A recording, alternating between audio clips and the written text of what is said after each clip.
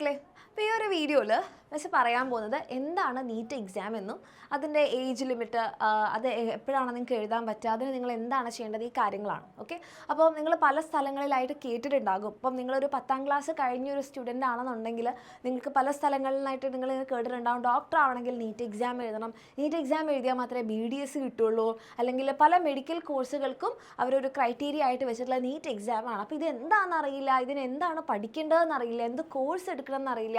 അങ്ങനെ എൻ്റെ മക്കൾക്ക് കൺഫ്യൂഷൻ ഉണ്ടെങ്കിൽ ആ കംപ്ലീറ്റ് കൺഫ്യൂഷൻസ് മാറ്റാൻ വേണ്ടിയിട്ടാണ് ഈ ഒരു വീഡിയോ. അപ്പോൾ നിങ്ങളൊരു 10ാം ക്ലാസ് കഴിഞ്ഞ സ്റ്റുഡൻ്റ് ആണ്, നിങ്ങളുടെ ആഗ്രഹം ഡോക്ടർ ആവുക എന്നുള്ളതാണ്, MBBS പഠിക്കുക എന്നുള്ളതാണെങ്കിൽ തീർച്ചയായിട്ടും ഈ ഒരു വീഡിയോ കംപ്ലീറ്റ് ആയിട്ട് എൻ്റെ മക്കൾ കാണാം. അതേപോലെ തന്നെ ഇങ്ങനെ ആഗ്രഹമുള്ള നിങ്ങളുടെ ഫ്രണ്ട്സിലേക്ക് കൂടി ഷെയർ ചെയ്യാം. ഓക്കെ, അപ്പോൾ ആദ്യം തന്നെ എന്താണ് നീറ്റ് എന്ന് ചോദിച്ചാൽ നാഷണൽ എലിജിബിലിറ്റി കം എൻട്രൻസ് ടെസ്റ്റാണ്. ഓക്കെ, അപ്പോൾ ഇത് നാഷണൽ ലെവലിൽ ഇന്ത്യയിലും ആകെ മൊത്തം ഒരുമിച്ച് നടത്തുന്ന ഒരു ടെസ്റ്റാണ്.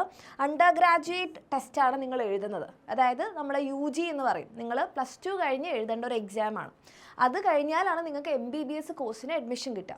അത് കഴിഞ്ഞാൽ നിങ്ങൾ പിന്നെ PG പോസ്റ്റ് ഗ്രാജുവേഷൻ നിങ്ങൾക്ക് MD ഒക്കെ ചെയ്യാൻ വേണ്ടി നിങ്ങൾ കേട്ടിട്ടുണ്ടാവില്ല, ചിലപ്പോൾ ഡോക്ടേഴ്സിൻ്റെ അടുത്തൊക്കെ പോകുമ്പോൾ MBBS MD എന്നൊക്കെ.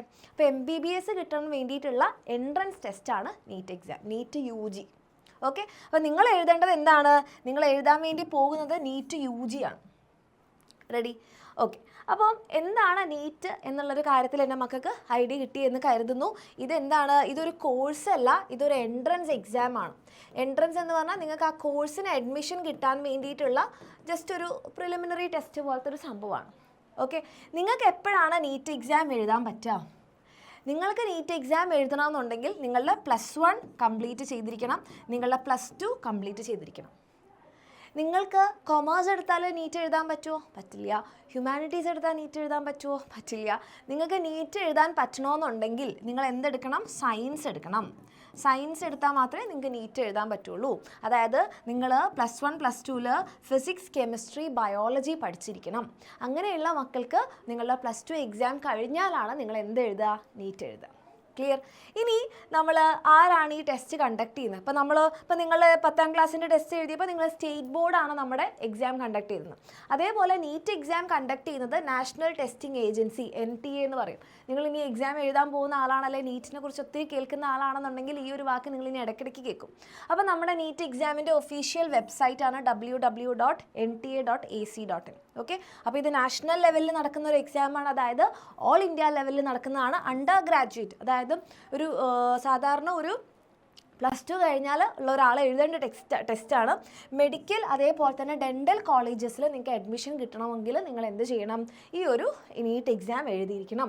ഇനി നീറ്റ് എക്സാമിന് എത്ര ക്വസ്റ്റ്യൻസ് ഉണ്ട്, എപ്പോഴൊക്കെയാണ് ഈ എക്സാം നടക്കുന്നത്? നിങ്ങൾ കേട്ടിട്ടുള്ള ചില എക്സാംസ് ഒക്കെ വർഷത്തിൽ 2 തവണയൊക്കെ നടക്കും. പക്ഷേ നീറ്റ് എക്സാം ഒരു വർഷത്തിൽ 1 തവണ മാത്രമേ നടക്കാറുള്ളൂ. ഓക്കെ, ആൻഡ് ഇതിന് എത്ര ക്വസ്റ്റ്യൻ, നമ്മളുടെ മാർക്സ് എന്ന് പറയുന്നത് 720ലാണ്. Total marks 720ലാണ്. എക്സാമിൻ്റെ ഡ്യൂറേഷൻ എന്ന് പറഞ്ഞാൽ 3 മണിക്കൂറാണ്. 3 മണിക്കൂറാണ് നിങ്ങൾക്ക് ഈ ഒരു എക്സാം ഉണ്ടാവുക. അപ്പോൾ നമുക്ക് ടോട്ടൽ നമ്പർ ഓഫ് ക്വസ്റ്റ്യൻസ് എന്ന് പറഞ്ഞാൽ, അപ്പോൾ നമ്മൾ പറഞ്ഞു നിങ്ങളുടെ +2 ആഫ്റ്റർ +2 ആണ് നിങ്ങൾക്ക് ഈ എക്സാം എഴുതാൻ പറ്റുക. +2 കഴിഞ്ഞാൽ അതെന്തുകൊണ്ടാണ് ആഫ്റ്റർ +2? കാരണം നിങ്ങളുടെ നീറ്റ് എക്സാമിൻ്റെ സിലബസ് എന്ന് പറയുന്നത് +1ൽ നിങ്ങൾ പഠിക്കുന്ന കംപ്ലീറ്റ് ചാപ്റ്റേഴ്സ്, ഫിസിക്സിലെ കംപ്ലീറ്റ് ചാപ്റ്റർ, കെമിസ്ട്രിയിലെ കംപ്ലീറ്റ് ചാപ്റ്റർ, ബയോളജിയിലെ കംപ്ലീറ്റ് ചാപ്റ്റർ, അതേപോലെ +2ലെ കംപ്ലീറ്റ് ചാപ്റ്റേഴ്സ്. ഓക്കെ, +1ലെയും +2ലെയും ഫിസിക്സ്, കെമിസ്ട്രി, ബയോളജിയിലെ കംപ്ലീറ്റ് ചാപ്റ്റേഴ്സ് നിങ്ങൾക്ക് നീറ്റ് എക്സാമിൻ്റെ സിലബസാണ്. ഓക്കെ, അങ്ങനെ നിങ്ങൾ +2 കഴിഞ്ഞ് ഈ എക്സാമിന് ഡേറ്റും കാര്യങ്ങളൊക്കെ വരും. അപ്പോൾ ഈ വർഷത്തെ നീറ്റ് എക്സാം നടക്കാൻ പോകുന്നത് May 4th. ഓക്കെ, അപ്പോൾ ഇത് നമുക്കൊരു 3 hours ടെസ്റ്റാണ്. 3 മണിക്കൂറാണ് നമുക്ക് ഈ ഒരു എക്സാം ഉണ്ടാവുക.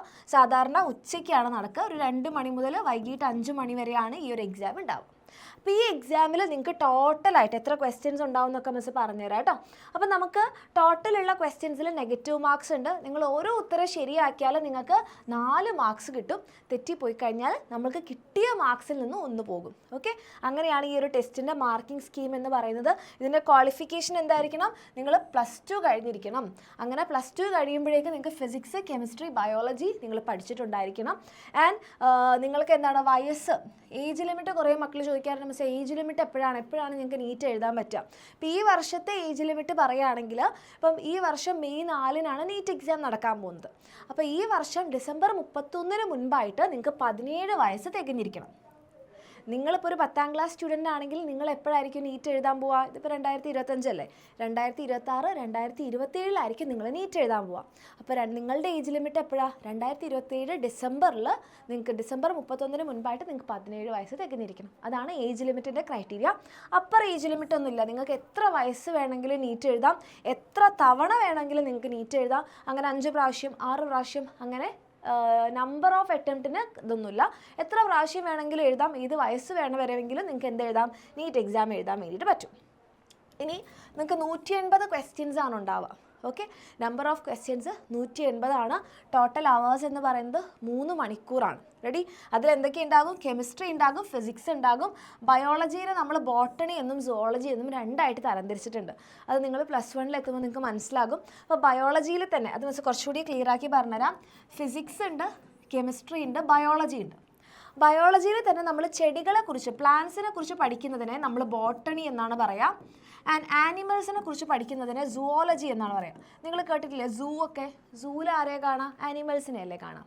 ഓക്കെ, അപ്പോൾ ടോട്ടൽ 180 ക്വസ്റ്റ്യൻസിൽ ഫിസിക്സിൽ നിന്ന് 45 ക്വസ്റ്റ്യൻ, കെമിസ്ട്രിയിൽ നിന്ന് 45 ക്വസ്റ്റ്യൻ, ബോട്ടണിയിൽ നിന്ന് 45 ക്വസ്റ്റ്യൻ, സുവോളജിയിൽ നിന്ന് 45 ക്വസ്റ്റ്യൻ. ഇങ്ങനെയാണ് നമുക്ക് ക്വസ്റ്റ്യൻ ഉള്ളത്. അതായത് ടോട്ടൽ എത്രയുണ്ട്? ടോട്ടൽ നമുക്ക് വരുമ്പോൾ 180 ക്വസ്റ്റ്യൻസ്. ഓരോ ശരി ഉത്തരത്തിനും നിങ്ങൾക്ക് 4 മാർക്സ് കിട്ടും.